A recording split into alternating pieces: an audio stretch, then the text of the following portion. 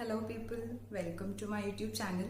मैं हूं CS अंकिता सिंगला और आज हम जिस टॉपिक के बारे में बात करने वाले हैं वो है इंपोर्ट एक्सपोर्ट कोड, जिसे शॉर्ट में IEC कहते हैं। ये एक ऐसा कोड है जो हर इंपोर्टर और एक्सपोर्टर को चाहिए होता है। आगे चलने से पहले मैं ये बताना चाहती हूँ कि ये वीडियो किस किस के लिए है। ये वीडियो जो ऑलरेडी इंपोर्ट और एक्सपोर्ट के बिजनेस में है उन सब के लिए है, या फिर जो फ्यूचर में अपना इंपोर्ट एक्सपोर्ट का बिजनेस स्टार्ट करना चाहते हैं। और अगर आप इन दोनों कैटेगरीज में नहीं हैं तो भी ये वीडियो आपके लिए, आपकी नॉलेज के लिए है। तो ये वीडियो सबके लिए है। इस वीडियो में हम बात करेंगे कि IEC क्या है, हमें मिलता कहाँ से है, किस किस को ये लेना होता है एंड सो ऑन। जैसे कि मैंने अभी बात की कि इंपोर्ट एक्सपोर्ट कोड हर इंपोर्टर और एक्सपोर्टर को चाहिए होता है इंपोर्ट और एक्सपोर्ट करने के टाइम। यहाँ पे हम इंपोर्ट और एक्सपोर्ट का मतलब समझेंगे। इंपोर्ट जब हम इंडिया से बाहर का सामान इंडिया में मंगवाते हैं, एक्सपोर्ट जब हम इंडिया का बना हुआ सामान आउटसाइड इंडिया के कंट्रीज में भेजते हैं। So that is import and export. उस टाइम पे हमें IEC डॉक्यूमेंट्स में कोड करना मैंडेटरी होता है। ये गवर्नमेंट की रिक्वायरमेंट है, मैंडेटरी रिक्वायरमेंट है। IEC एक ऐसा नंबर है जो जब भी आप इंपोर्ट एक्सपोर्ट करोगे आपको डॉक्यूमेंट्स में मेंशन करना है। ये क्या हमें हर केस में चाहिए होता है? ये हमें, अगर आप गुड्स का इंपोर्ट एक्सपोर्ट कर रहे हो तब तो आपको हर केस में चाहिए, आप किसी भी गुड का इंपोर्ट या एक्सपोर्ट कर रहे हो। But when it comes to services and technology, उस केस में एक्सेप्शन है।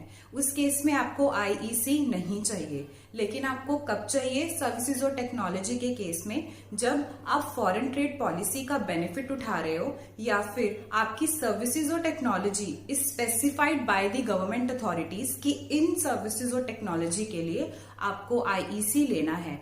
In that case only services और टेक्नोलॉजी के लिए आपको IEC लेना है, अदरवाइज आपको IEC नहीं लेना है when it comes to import and export of services and technology. Import and export code किसको चाहिए? कोई भी बिजनेस ऑर्गेनाइजेशन जो इंपोर्ट एंड एक्सपोर्ट के बिजनेस में इन्वॉल्व है, चाहे वो एज अ सोल प्रोप्राइटरशिप काम कर रही है, चाहे वो as a company, as a partnership firm, as LLP, किसी भी बिजनेस ऑर्गेनाइजेशन के फॉर्म में काम कर रही है, सबके लिए मैंडेटरी है। There is no exception in that.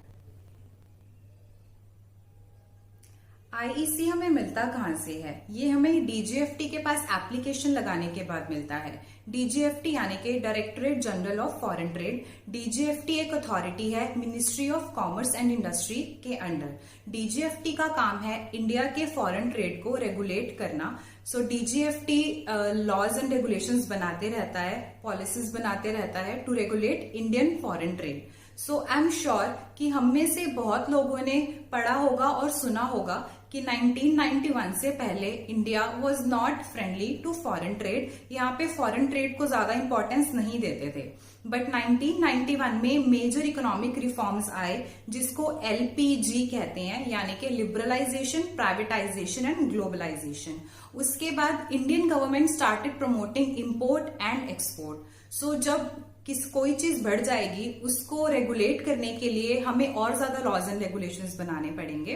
Government started making various laws and regulations उसके बाद, and then they came up with a thing that every importer and exporter has to get IEC and code that IEC in the documents of importation and exportation. It is a mandatory requirement. अब हम एक important notification के बारे में बात करने वाले हैं जो DGFT लेके आया है सारे IEC होल्डर्स के लिए ऑन 12 फरवरी 2021।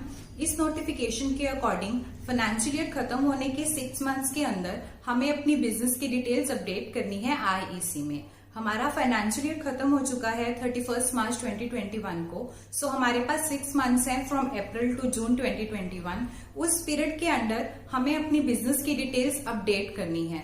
ऐसा हो सकता है कि जब आपने IEC लिया था तब आपकी बिजनेस की डिटेल्स कुछ और थी और वो चेंज हो गई, जैसे कि आपका ऑफिस एड्रेस चेंज हो गया, पार्टनर्स चेंज हो गए, डायरेक्टर्स चेंज हो गए, कॉन्टैक्ट डिटेल्स चेंज हो गई, और वो शायद आपने अभी तक अपडेट नहीं करा हो IEC में।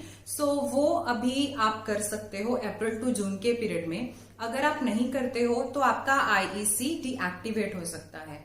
और अगर आप बोलोगे कि यार हमारे IEC में तो हमारे बिजनेस डिटेल्स में कोई चेंज नहीं है, उस केस में भी आपको कि हमारी डिटेल्स एज इट इज हैं उसको कंफर्म करना है। अगर आप वो भी नहीं करते हो तो आपका आईईसी डीएक्टिवेट हो सकता है। So every IEC holder has to either update or confirm the business details. ये एक्सरसाइज सारे आईईसी होल्डर्स को करनी है और ये एक्सरसाइज हर फाइनेंशियल ईयर खत्म होने के बाद करनी है। हमारा फाइनेंशियल ईयर खत्म हो जाता है 31 मार्च को। उसके बाद 6 मंथ्स के अंदर हमें या तो बिजनेस की डिटेल्स अपडेट करनी है या कंफर्म करनी है। अगर नहीं करते हैं तो हमारा आईईसी डीएक्टिवेट हो सकता है। And I am again stressing on the fact कि ये एक्सरसाइज सारे आईईसी होल्डर्स को हर साल करनी है। अगर आप ऐसा नहीं करते हैं तो आपका आईईसी डीएक्टिवेट हो सकता है और फिर वो आपको एक्टिवेट करवाने के लिए डिपार्टमेंट के पास जाना पड़ेगा and that might be a time taking process. और अगर आप ये वाली एक्सरसाइज नहीं करते हैं, करना भूल जाते हैं, आपका आईईसी डीएक्टिवेट हो गया और सडनली आपके पास कोई अर्जेंट इंपोर्ट या एक्सपोर्ट का ऑर्डर आया तो आप वो नहीं कर पाओगे, क्योंकि आपको तो पता लगेगा हमारा आईईसी तो डीएक्टिवेट हो रखा है। इसलिए all the IEC holders please make sure to confirm or update your business details and that is to be done every year। इस नोटिफिकेशन का लिंक मैं डिस्क्रिप्शन बॉक्स में दे रही हूँ for the reference of all of my viewers। So that's it from my side for today। मिलते हैं next video में। I hope you like this video।